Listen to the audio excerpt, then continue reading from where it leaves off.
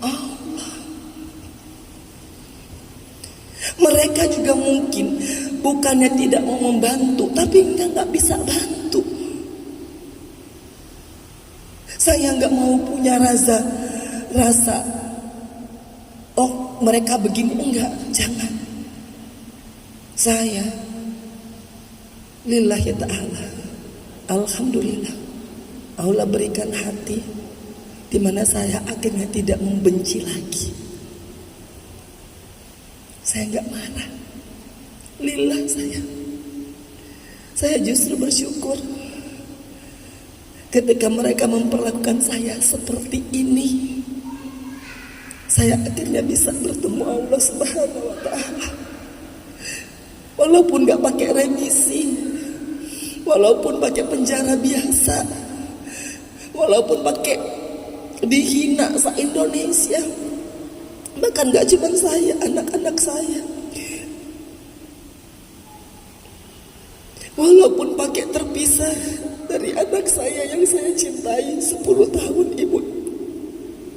Astagfirullah.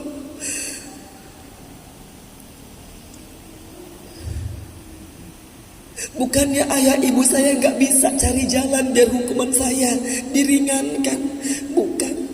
Saya rasa orang tua saya masih mampu biar hukumannya direndahkan, biar dapat fasilitas. Tapi apa?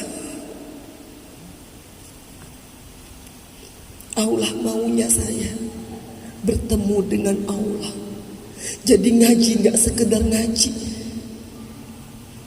sholat gak sekedar sholat, zikir gak sekedar zikir. Karena banyak kita sholat hanya gerakannya aja, hati kita gak sholat, dan kita gak bertemu dengan Allah. Padahal kita berkata apa? Ini sholatku, hidup matiku buat. Benar gak kita ngomong gitu?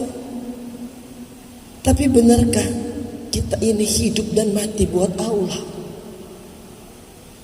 Kadang-kadang kita hidup bukan buat Allah, kita hidup buat yang namanya duit.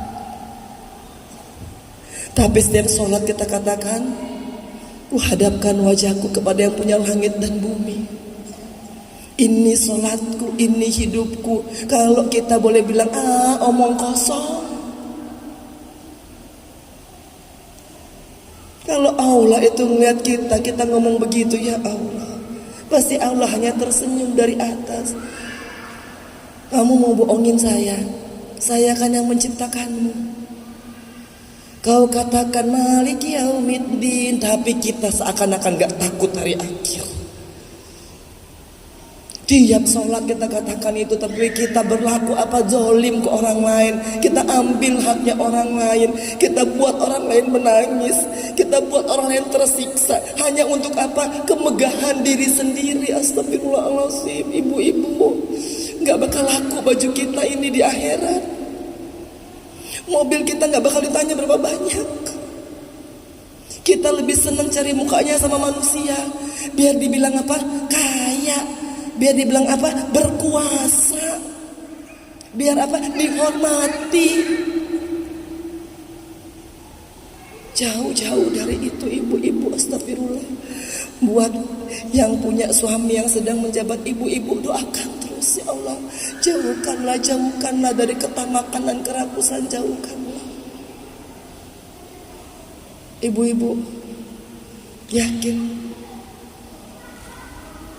harta, kekuasaan hanya titipan. Sekali-kali bisa diambil Allah. Tapi kayak Mbak Naini Osin skincare, insya Allah kita cari yang halal aja. Saya ini dibandingkan gaji DPR gak ada apa-apanya, Bu. Saya punya Kema Food, saya punya Kema Entertainment, tadi udah mulai di subscribe. Alhamdulillah. Pakai capek, Bu, syuting hampir tiap hari, pakai capek. Kalau dibandingkan dulu, saya dulu ya, saya nggak ngomongin orang lain, astagfirullah, jangan sampai salah, ya Allah. Saya duduk, duit datang. Apalagi saya tanda tangan. Capeknya cuma di mana? Sekarang, ya Allah, kalau boleh saya ngomong, ternyata ini hak yang saya ambil dulu. Hak orang lain yang kerja pontang-panting, hak orang lain yang kerja pakai keringat, yang pakai pegel, yang pakai sakit. Itu yang saya dulu pakai buat saya bermewah-mewah. Ampuni ya Allah. Astagfirullah. Allah balikkan saya merasakan bagaimana susahnya engkau mencari yang halal. Makanya ketika saya udah mulai ngerasain capek, saya selalu astagfirullah, ya Allah ampuni saya, karena dulu saya pernah makan haknya mereka yang benar-benar kerja.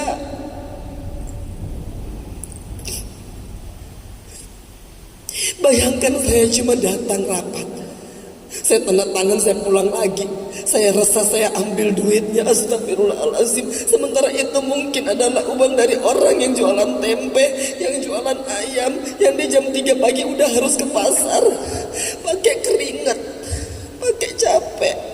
Saya ambil buat kemewahan saya, astagfirullah, ya Allah jauhkan. Dan akhirnya apa? Allah takdirkan berbalik.